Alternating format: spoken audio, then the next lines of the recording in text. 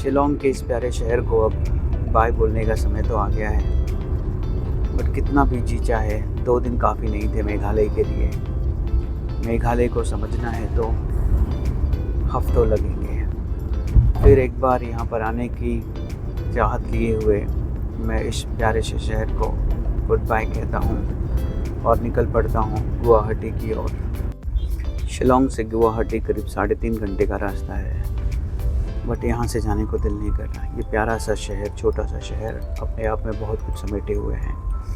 मेरी अगली मंजिल है गुवाहाटी और गुवाहाटी में अगली सुबह मुझे माँ कामाख्या के दर्शन करने हैं और गुवाहाटी भी थोड़ा बहुत घूमना है।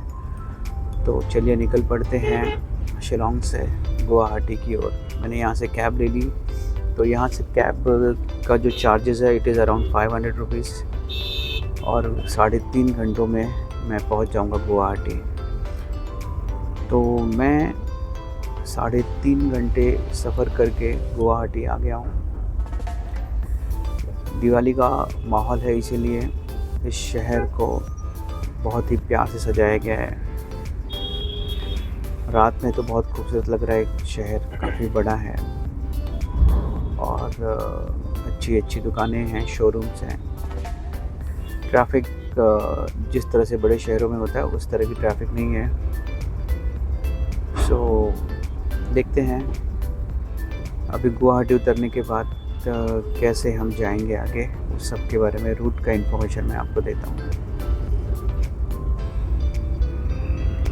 गुवाहाटी में मैं आ गया पलटन बाज़ार। ये जो मंदिर दिख रहा है सामने, ये मंदिर आइकॉनिक है पलटन बाज़ार। अगर आप आएंगे तो ये मंदिर आपको ज़रूर दिखेगा और यहाँ से करीब 6 से 7 किलोमीटर या 10 किलोमीटर के आसपास जो है मंदिर है। और यहाँ से मैं 2 बार ऑटो चेंज करूँगा और तब जाकर मैं पहुँच पाऊँगा माता जी के दरबार में। तो इसी मंदिर के आसपास मुझे आगे के लिए ऑटो मिल जाएगा। करीब 3 किलोमीटर मैं ऑटो से जाऊँगा और वहाँ से उतरने के बाद मुझे एक और गाड़ी लेनी पड़ेगी जो मुझे ऊपर पहाड़ी पर लेकर जाएगी। यहाँ पर जैसे ये टेम्पो जो दिख रहा है ये करीब 15 रुपये लेते हैं और लाकर इस चौक पर छोड़ देते हैं। वो देखिए सामने कमान बनी हुई है जहाँ पे माता जी के मंदिर के बारे में जानकारी लिखी हुई है। यहाँ तक उतारने के लिए मुझसे 15 रुपये टैक्सी ने लिए और मैं आ गया द्वार पे। यहाँ से भी करीब 3 किलोमीटर है। तो ये छोटा सा एक मारुति वैन है या कार है कोई जो मुझे आगे तक लेके जाएगी। तो इस कार ने मुझे लाकर कामाख्या मंदिर के एकदम करीब लाकर छोड़ दिया है। यहाँ से बस मुझे कुछ स्टेप्स चढ़ने हैं और मैं कामाख्या देवी मंदिर आ गया हूँ। रात के 8:30 बज रहे हैं और कुछ ही दुकानें यहाँ पर खुली हुई हैं और होटल के कई ऑप्शन है। बट मैंने जब इंक्वायरी किया कि मैं अकेला हूँ और मुझे कोई होटल चाहिए तो लोगों ने बताया कि अगर आपको होटल अकेले के लिए चाहिए तो आप दादा धाम चले जाइए। सो दादा धाम इज़ द आइडियल प्लेस जहाँ पर अगर आप सोलो आ रहे हैं और आप बजट होटल देख रहे हैं, आपको बहुत कोई लग्जरी नहीं चाहिए, दादा धाम में आपको 650-700 रुपये में 750 रुपये के आसपास एक रूम मिल जाता है, एक बेसिक सा रूम। तो वो मुझे जाकर लेना है वहाँ पर। और दादा धाम जो है माँ कामाख्या देवी मंदिर के एकदम सामने है। मैं आपको दिखा देता हूँ। ये है दादा धाम, एक छोटा सा होटल है और वो सामने जो है माँ कामाख्या का मंदिर है। सुबह उठकर मुझे यहाँ पर दर्शन करना है। रात के 9 बज चुके हैं और कुछ ही होटल मैंने बाहर देखा था चालू थे। मुझे जाकर जल्दी से कुछ खाना पड़ेगा, अदरवाइज़ भूखा सोना पड़ेगा। तो अभी एक रेस्टोरेंट खुला था तो यहाँ पर आया मैं and I got this thali for ₹90 and it is unlimited. Believe me, it is unlimited. So यहाँ पर यार the food is very cheap and tasty too. तो ये थाली भी पक्का टेस्टी रहेगी। अभी मैं ट्राई करके बताऊँगा आपको। सो अभी जाकर सोना है और सुबह जल्दी से उठ के दर्शन करना है। So let us wind this up. So this is 5:30 in the morning and I'm out for darshan. I'm just standing in front of the मंदिर और ये जो लाइन आपको दिख रही है VIP लाइन है। यहाँ पर लाइन लगाकर आपको 500 रुपये का एक कूपन लेना होता है जिससे आपको थोड़ी कम भीड़ में लाइन लगाकर दर्शन मिल जाता है। सो कल जब मैं इंक्वायरी कर रहा था तो लोगों ने कहा था कि यहाँ पर बहुत भीड़ होती है तो आपको VIP दर्शन ले लेना चाहिए। बट आई फाउंड कि ये जो यहाँ पर ये जो दिख रहा है यहाँ पर 501 रुपये का एक कूपन लेना पड़ता है एंड देन आप एक छोटे से क्यू में भेज दिए जाते हैं। बट मैं जब यहाँ पर आया तो लोग ये भी कह रहे हैं कि आज जो नॉर्मल वाली लाइन है वो भी, वहाँ पे भी भीड़ बहुत कम है, तो वहाँ पे भी जल्दी से दर्शन हो सकता है। But I have already taken this ticket of 501 rupees, तो यहीं से दर्शन लेते, देखते हैं कितने बजे दर्शन होता है। तो करीब 7:30 बजे मुझे दर्शन मिल गया, बहुत ही अच्छे से दर्शन मिला। अंदर जो पंडित जी थे उन्होंने अच्छे से दर्शन कराया and they didn't charge anything. But ये है कि अंदर थोड़ा सा केओस रहता है, लोग लाइन में लगने के बाद भी बहुत सारे प्रॉब्लम्स होते हैं। तो बहुत अच्छा दर्शन हो गया। सो यहाँ पर अन्न सेवा छत्र भी है, यहाँ पर फ्री में भोजन मिलता है। But I don't have that much time कि मैं यहाँ पर रुकूँ। मैंने अपना बोरिया बिस्तर बांध दिया है and I am out for Guwahati darshan. मैं गुवाहाटी के लिए जाऊँगा।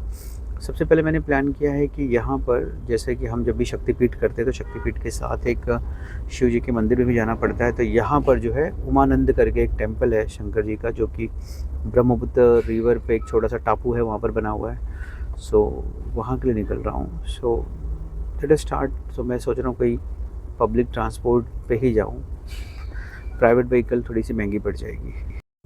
तो माता जी का मंदिर जो है ये नीलांचल पर्वत पे है, ब्रह्मपुत्र नदी के किनारे। और ये जो सारी जगह आपको दिख रही है, this is on the top of that Nilanchal parvat. So I am looking for a public transport, bus ऐसी कोई चीज़ मुझे मिल जाए जो मुझे उमानंद तक लेकर जाए। उसके बाद की यात्रा कैसे करेंगे उसको हम डिसाइड करेंगे। बट बहुत ही सुखद अनुभव रहा यहाँ पर आकर। This was literally a lit experience. ये सामने जो बस लगी हुई है ना, ये 5 रुपये लेके ये हमको छोड़ेगी उमानंद। सो मेरी इंक्वायरी करने पे मालूम पड़ा, मैं बस में आकर बैठ गया हूँ and this is bus, public transport है, गवर्नमेंट के द्वारा ये रन किया जाता है। And they charge only 5 rupees from this place to Umananda, which is around 5 kilometers away from this place. So let's begin the journey to Umananda. मैं यहाँ पर रात को आया था तो I couldn't see the view around, but मैं अभी रात को जब देख रहा हूँ तो सुबह देख रहा हूँ तो मुझे दिखाई दे रहा है कि आसपास सारे पर्वत ही पर्वत है और मैं भी एक पर्वत पे हूँ, नीलांचल पर्वत पे हूँ। एंड आई एम जस्ट, मेरी बस जो है वो नीचे की तरफ उतर रही है और आप देख सकते हैं चारों तरफ it is lush greenery and surrounding में सारे माउंटेन ही माउंटेन है। ये अगर शाम को देख लेता मैं तो और मज़ा आता था मुझे। बट एनीवेज़ अभी भी बहुत ही अच्छा लग रहा है। और ये जो बस है स्लोली धीरे धीरे नीचे उतर रही है एंड मुझे नज़ारा अच्छे से देखने को मिल रहा है। So moving ahead towards Umanand temple. और उमानंद टेम्पल जो है वो ब्रह्मपुत्र नदी के बीचों बीच एक टापू है, उस पर बना हुआ है। सो लेट अस सी क्या होता है आगे चलकर। टाइम तो कम है मेरे पास, बट देखते हैं how it works. Let us enjoy this view now. Since it is a public transport, people are getting at every stop. बस जगह जगह पे रुक रही है, बहुत आराम से हम लोग जा रहे हैं और हम लोग करीब आ गए हैं, बहुत करीब आ गए हैं उमानंद टेम्पल के पास। ये मेरे लेफ़्ट हैंड साइड पे आप देख रहे हैं जो पानी वाली चीज़ दिख रही, that is Brahmaputra river in Guwahati. ये देखिए यहाँ से दिखाई दे रहा है क्लियर। तो ठंडी का मौसम में पानी अभी कम है, लेकिन बारिशों में ये पानी बहुत ज़्यादा बढ़ जाता है और बाहर तक आ जाता है। तो हम आ गए हैं। यहाँ पर 2 तरह की फेरी होती है, एक 40 रुपये लेती है उमानंद तक लेके जाने के लिए, एक 200 रुपये भी लेती है। तो जो ये गवर्नमेंट वाली है इसमें जाना चाहिए, दैट चार्जेस ओनली 40 रुपीज़। मैंने ले तो लिया है बट मुझे लोगों ने बताया बहुत वेट करना पड़ता है, जब तक कि फुल नहीं होता है लोग लेकर जाते नहीं हैं। तो ये रहा विशालकाय ब्रह्मपुत्र नदी। लोग अभी भी खड़े यहाँ पर, अभी भी आ रहे हैं and they have not moved. It's half an hour since I am waiting here. और सामने ही जो छोटा सा टापू दिख रहा है दैट इज़ उमानंद। थोड़ा सा डिस्टेंस है, सामने दिखाई भी दे रहा है, बट जब तक ये बोट चलेगी नहीं we can not go there. वो दिख रहा है ना सामने टापू, वो वहाँ पर, दैट्स इट। आधे घंटे से ज़्यादा हो गया but the ship is stand still over here only.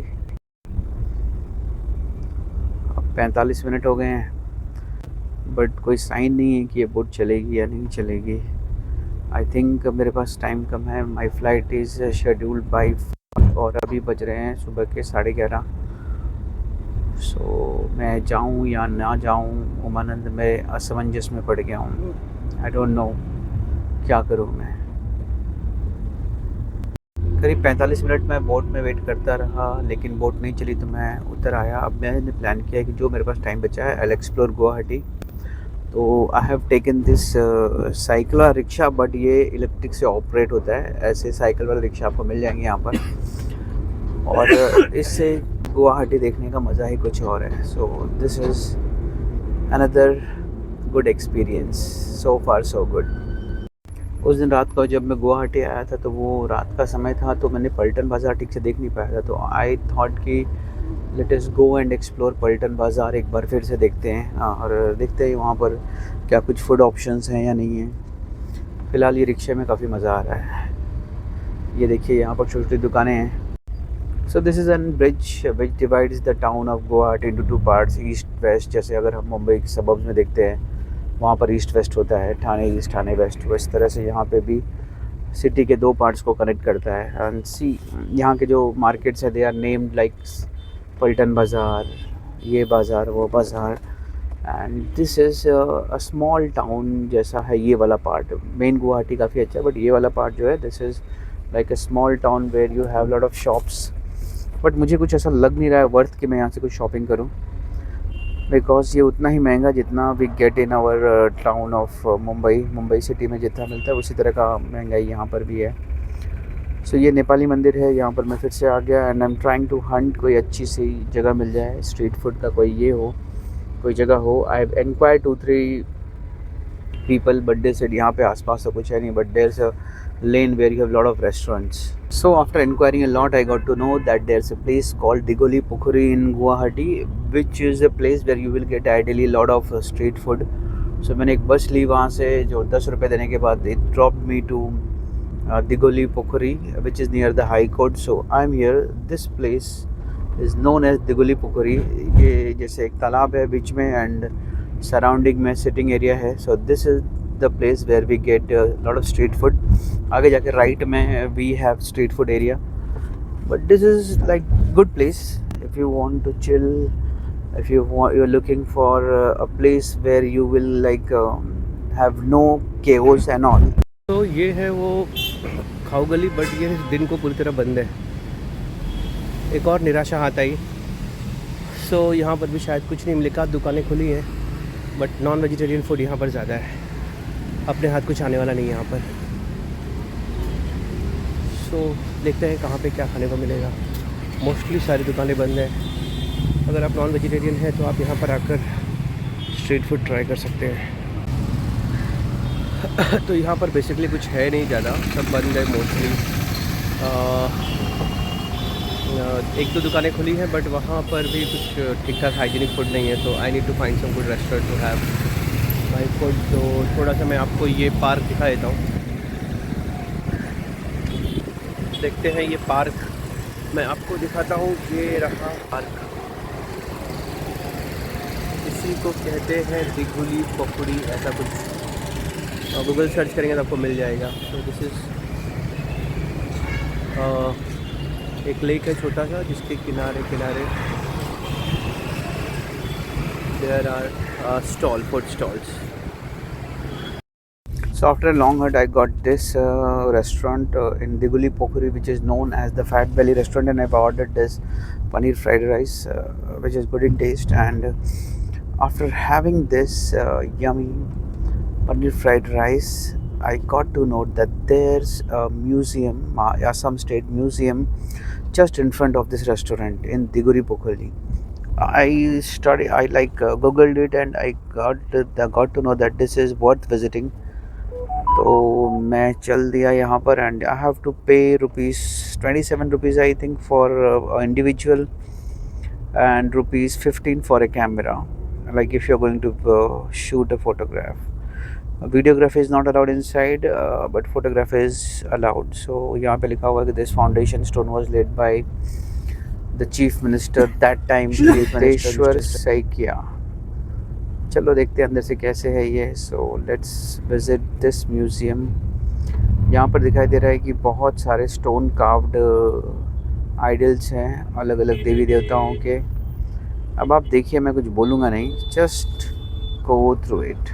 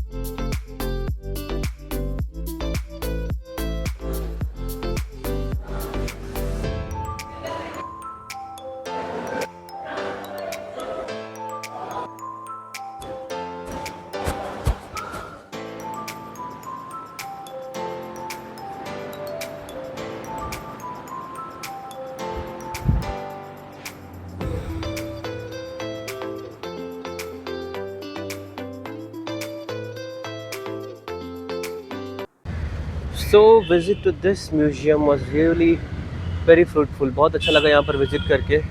बहुत कुछ जानने को मिला आसाम के बारे में। दिखने में छोटा सा लग रहा है but it is a huge building. इसके अंदर बहुत कुछ है, कम से कम 10 से 12 कमरे हैं जिसके अंदर अलग अलग सेक्शन में असम के आर्किटेक्चर को, असम के स्कल्पचर को, असम के कल्चर को, टेक्सटाइल को समझाया गया है। So if you are coming to Assam, Guwahati must visit place है ये, यहाँ पर ज़रूर आइए।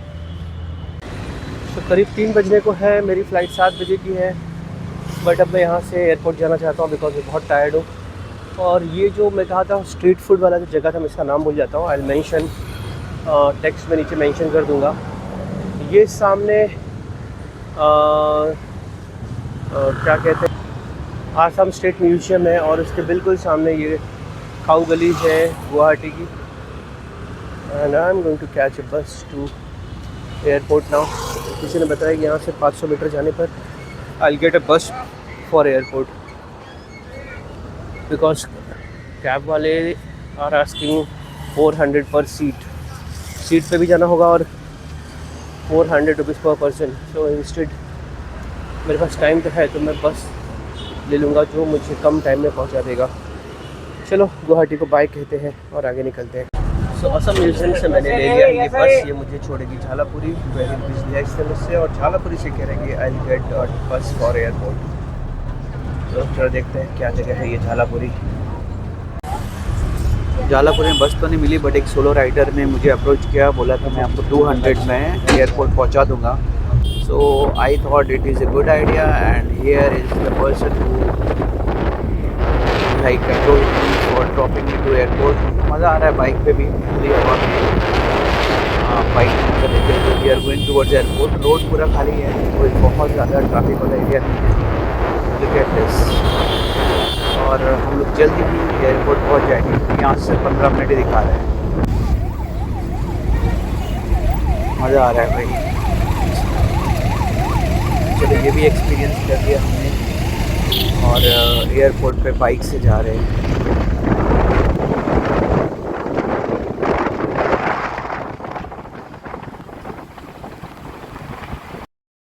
सो I am on Guwahati airport और ये डिसीजन अच्छा रहा कि मैंने बाइक ले लिया बिकॉज बस के लिए वेट कर रहा था, शायद और लेट हो जाता। और यहाँ पर आने के बाद मालूम पड़ा कि हमारी फ़्लाइट और लेट है अभी, और इसलिए यहाँ पर जो भी यात्री हैं अक्सा एयरवेज़ के, उन्हें दिया जा रहा है नाश्ता। फ़्लाइट लेट पे लेट हो रही है एंड लोगों को दिया जा रहा है नाश्ता। So I have also got a box, just check क्या दिया है बॉक्स में। तो करीब 3.5 घंटे फ्लाइट लेट होने के बाद finally we are ready to take off. We are taking off from Guwahati airport and in next 2.5 hour we will be in Mumbai. तो भाई सर बहुत दर्द कर रहा है, I am going to sleep now.